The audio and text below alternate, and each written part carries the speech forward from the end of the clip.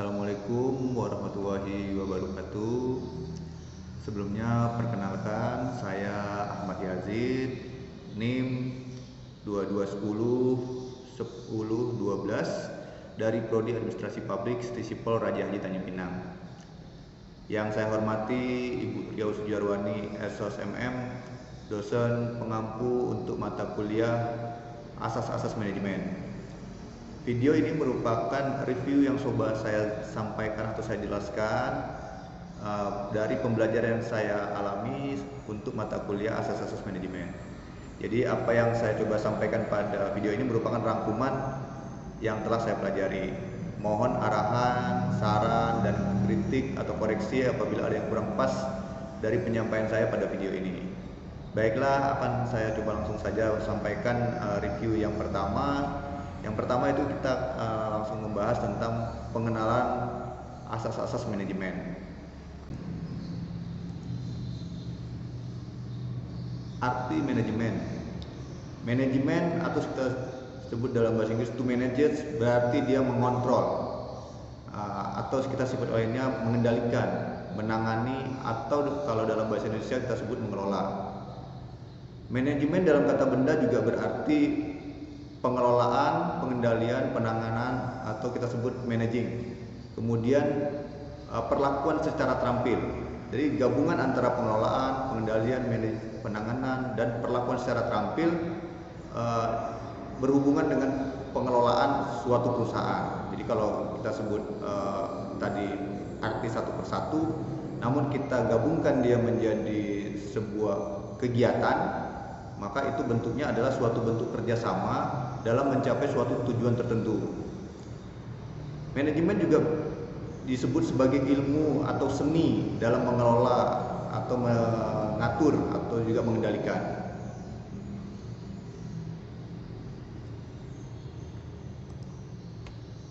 Kemudian manajemen ini mengalami perkembangan dari generasi pertama, generasi kedua, generasi tiga, dan selanjutnya. Jadi akan saya coba sampaikan bahwa pada manajemen generasi pertama atau kita sebut juga dengan jungle management, pekerjaan lebih banyak dikerjakan sendiri. Pekerjaan dijalankan secara naluriah, mengalir bersama-sama orang yang saling bekerja sama. Prinsipnya adalah doing things by ourselves. Jadi ini sifatnya manajemen yang masih benar-benar sederhana. Jadi pekerjaan itu dilakukan secara alami. Jadi misalnya kalau kita bilang contoh sederhananya adalah bengkel. Jadi antara pemilik bengkel dia mengerjakan mulai dari merencanakan apa yang perlu dibeli, kemudian bekerja, menjalankan marketing, itu semua dijalankan secara mandiri dan berpikirnya secara alami. Kemudian juga manajemen berkembang lagi menjadi generasi kedua, yaitu manajemen by direction. Manajemen sudah mulai kokoh konsepnya sebagai sebuah ilmu. Konsep ini pelopornya adalah Frederick Winslow Taylor pada tahun 1856 sampai dengan 1915. Frederick Winslow Taylor ini juga disebut sebagai bapak manajemen ilmiah. Ciri-ciri jadi pada manajemen generasi kedua yaitu penggunaan wewenang untuk mengarahkan anggota organisasi mencapai tujuan sering disertai penggunaan paksaan. Mulainya berkembang teori-teori kepemimpinan. Jadi pada intinya generasi 2 ini lebih banyak tindakan yang sifatnya searah. Jadi searah dan menggunakan paksaan, artinya perintah lah kalau kita bilang secara bahasa sederhananya. Kemudian manajemen pada generasi ketiga atau manajemen by targeting, juga disebut juga sebagai manajemen by objective. Anggota organisasi diberi kebebasan agar memiliki daya inovasi dan kreativitas atau kebebasan diimbangi dengan pemenuhan target-target pekerjaan yang ditetapkan secara kuantitatif untuk mencapai tujuan. Konsep manajemen pada generasi ketiga ini dikembangkan melalui pelopornya yaitu Peter F. Drucker. Jadi manajemen generasi ketiga ini lebih mengutamakan nilai produktivitas. Jadi pada saat ini mungkin kita banyak melihat konsep ini banyak dipakai pada perusahaan-perusahaan pemasaran atau perusahaan-perusahaan yang memang menargetkan penjualan. Jadi mereka memberikan kelebihan atau keleluasaan kepada tim marketing atau tim penjual bagi mereka berinovasi, berkreativitas, namun sudah dibekali pada awalnya itu target apa yang harus dipenuhi oleh tim. Kemudian manajemen pada generasi keempat, atau juga kita sebut fail creative management. Tokoh manajemen pada generasi keempat ini yaitu Brian L. Joyner. Ciri utama manajemen pada generasi keempat yaitu memadukan antara kualitas, pendekatan ilmiah, serta kerja tim dalam suatu segitiga yang dinamakan Joyner Triangle. Fokus pada kualitas produk yang dihasilkan dan dalam rangka memberikan kepuasan kepada pelanggan. Konsep inilah yang diangkat atau dikembangkan pada generasi keempat. Jadi karena pada saat ini kita bisa lihat ya bahwa konsep penjualan atau konsep bagaimana pemasaran, konsep after salesnya dimasukkan di situ. Bagaimana pada saat penjualan disampaikan bahwa apa-apa saja yang menjadi kelebihan produk dan apa yang akan didapatkan oleh konsumen. Jadi konsumen itu mendapatkan kepuasan dari apa yang sudah kita sampaikan. Berangkat dari rasa percaya pada setiap orang dengan memperlakukan manusia berdasarkan harga dirinya, kepercayaan dan rasa hormat, serta bekerja keras dasar pendekatan win-win solution, termasuk manajemen kualitas total atau total quality management. Pada saat ini banyak perusahaan-perusahaan besar yang telah menerapkan value creative management. Yang kelima, knowledge dan human networking management. Tokoh yang mempeloporinya yaitu M. Savage.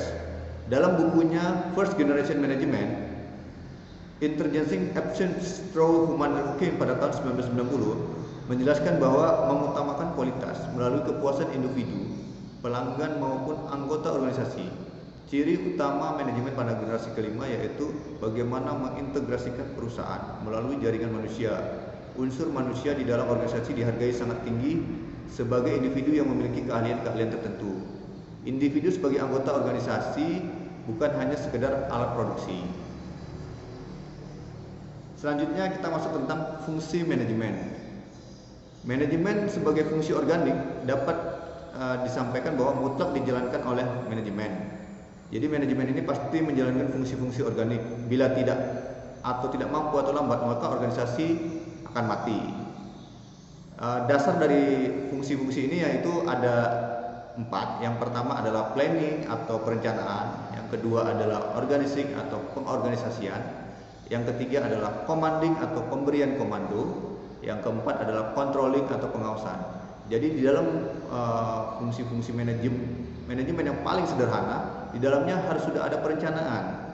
Kemudian bagaimana perencanaan ini dieksekusi atau dijalankan, maka kita perlu melaksanakan pengorganisasian. Apa-apa saja yang perlu dibagi, apa-apa saja yang perlu kita bagi jobnya, itu perlu kita siapkan. Itu bagian dari masuk dari pengorganisasian.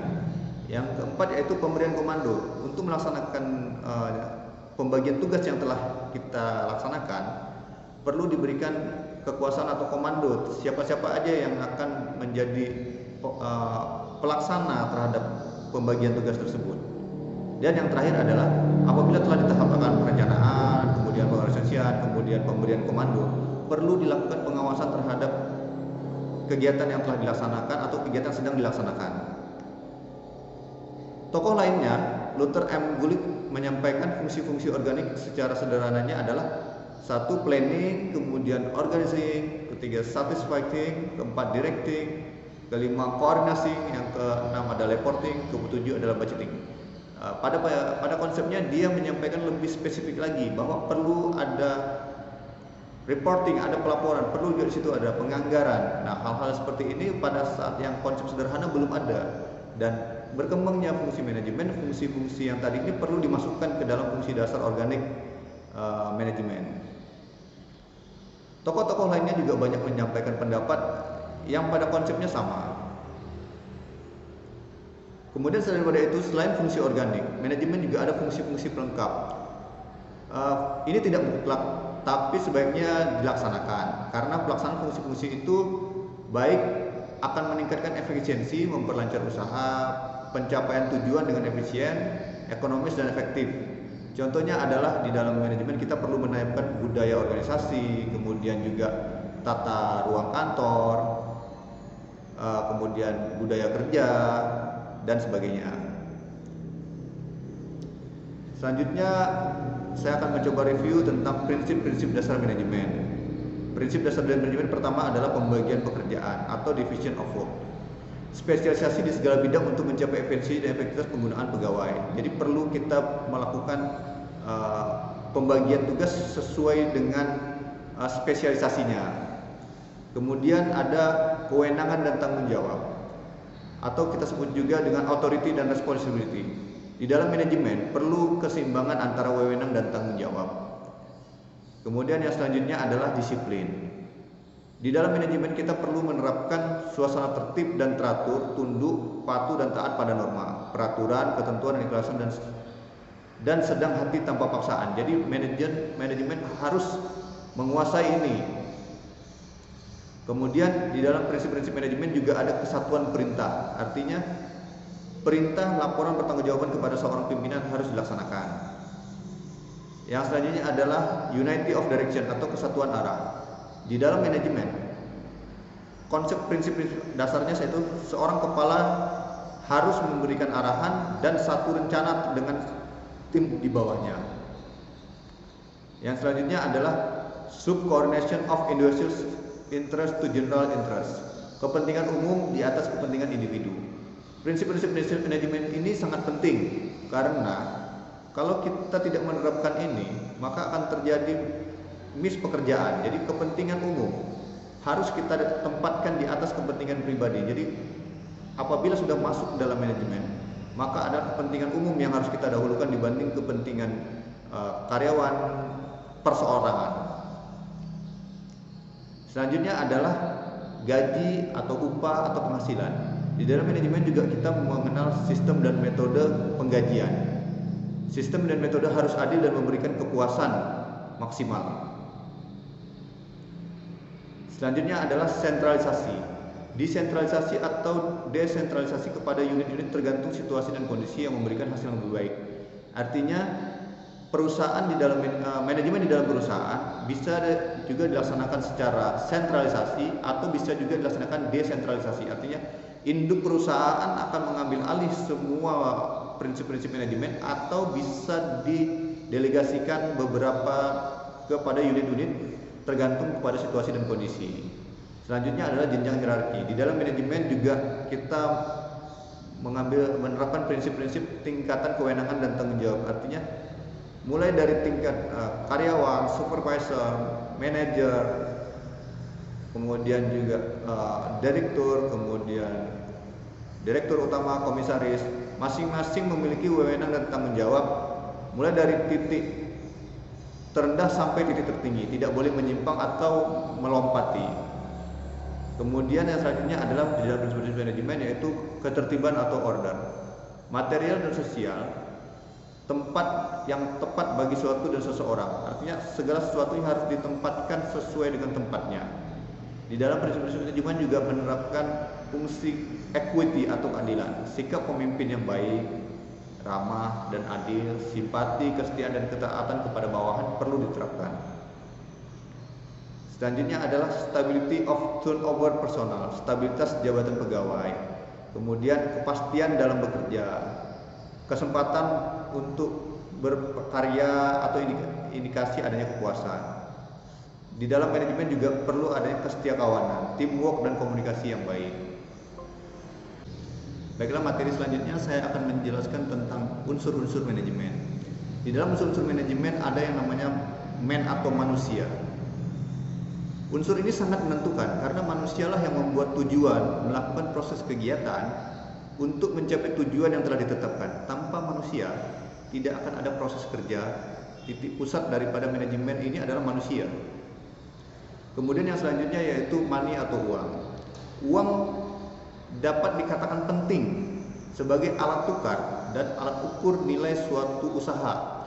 Besar kecilnya perusahaan diukur dari jumlah perputaran uang yang ada di dalam perusahaan. Yang ketiga adalah mesin atau alat-alat. Peranan mesin sebagai alat bantu kerja manusia memudahkan melaksanakan pekerjaan.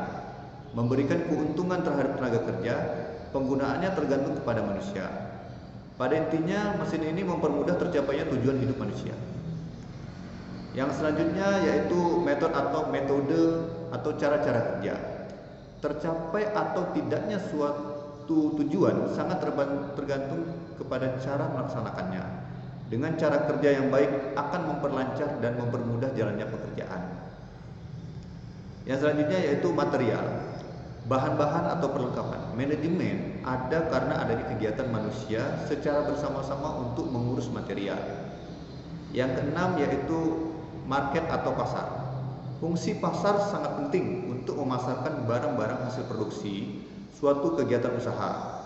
Karena kalau tidak ada pasar, maka produksi yang dihasilkan mau dikemanakan, sehingga terjadi penumpukan atau produksi yang dihasilkan tidak bisa dikeluarkan. Pasar penting untuk dikuasai demi kelangsungan proses kegiatan badan usaha atau industri. Ketika pasar tidak dikuasai, barang yang akan disalurkan menjadi tersendat hingga akhirnya mengganggu proses produksi, bahkan hingga produksi stop, akhirnya mengganggu proses manajemen. Teori manajemen, ada 3 teori manajemen. Yang pertama yaitu scientific management. Tokohnya adalah Taylor, Fayol, Gulick, Ulrich. Fokusnya adalah pada produktivitas dan memudahkan pekerjaan. Teori yang kedua yaitu teori hubungan manusia, human relation. Teori ini dikembangkan tahun 1930. Tokoh pelopornya yaitu Follett, Mayor, Reutersberger. Teori ini menyampaikan bahwa sanggahan teori finansial tidak cukup saja untuk meningkatkan produktivitas kerja, namun perlu juga hubungan yang dinamis dan harmonis. Kemudian ada teori perilaku atau behavior science, dikemukakan tahun 1950. Tokoh pelopornya yaitu Chester pertama Bernard dan Herbert Simon. Teori ini merupakan gabungan dari teori insentif dan teori hubungan manusia. Fokusnya adalah pada perilaku kerja yang kooperatif dalam organisasi formal. Produktivitas kerja individu akan membawa produktivitas kerja organisasi dan akan tergantung pada perilaku orang-orang di dalam organisasi. Disampaikan juga perilaku orang-orang tergantung pada kebutuhannya. Untuk meningkatkan produktivitas organisasi, tingkat produktivitas individu berikan insentif sesuai dengan tingkat kebutuhannya.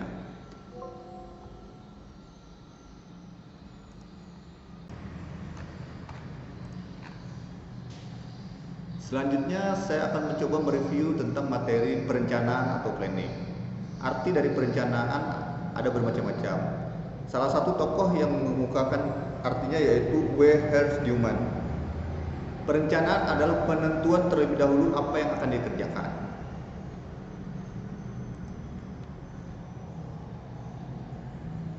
Fungsi perencanaan. Fungsi perencanaan dapat kita bagi yang pertama yaitu interpretasi atau menguraikan dan menjabarkan kebijakan umum dari bentuk kerjasama. Yang kedua yaitu forecasting, menghitung keadaan dan situasi di masa yang akan datang.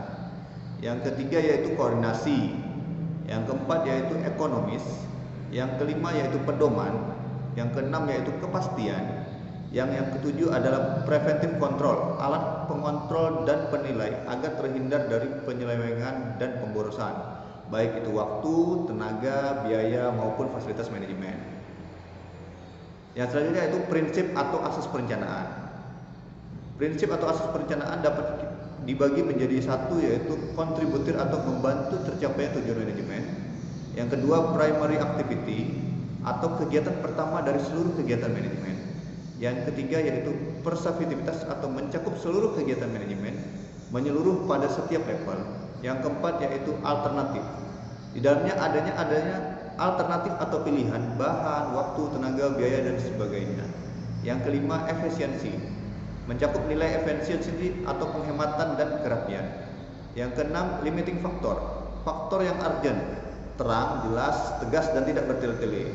Yang ketujuh adalah fleksibilitas, mudah disempurnakan, diperbaiki atau disesuaikan dengan situasi dan kondisi yang berubah-ubah.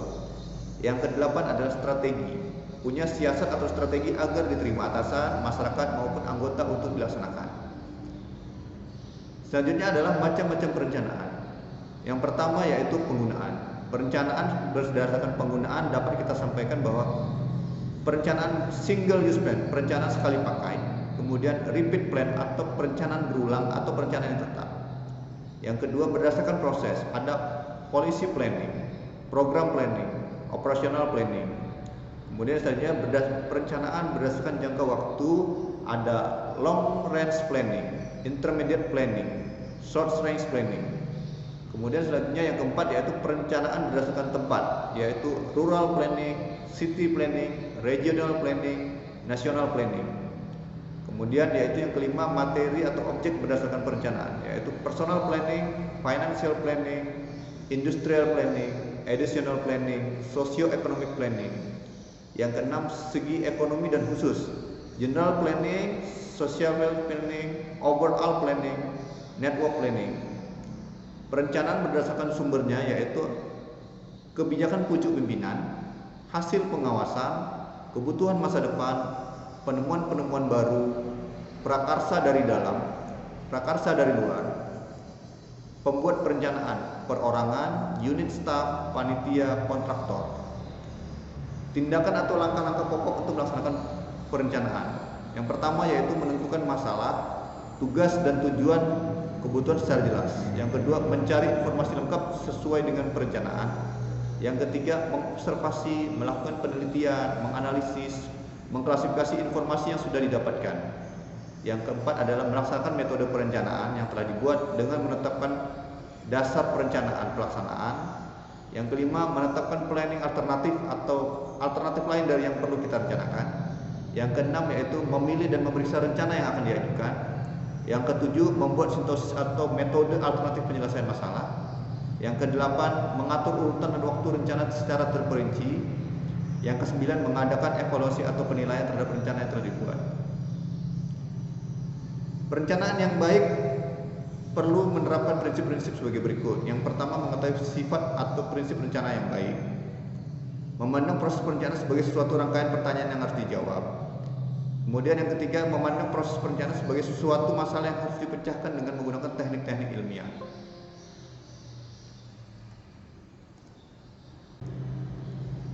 Demikianlah pemaparan yang dapat saya sampaikan terkait review materi pembelajaran akses manajemen pada semester ini yang diampu oleh Ibu Rio Sujarwani. Terima kasih saya ucapkan kepada Ibu atas pembelajaran yang telah disampaikan atau diberikan kepada saya pada semester ini pada mata kuliah asas manajemen. Saya akhiri dengan wabillahi taufiq wa hidayah. Wassalamualaikum warahmatullahi wabarakatuh. Terima kasih.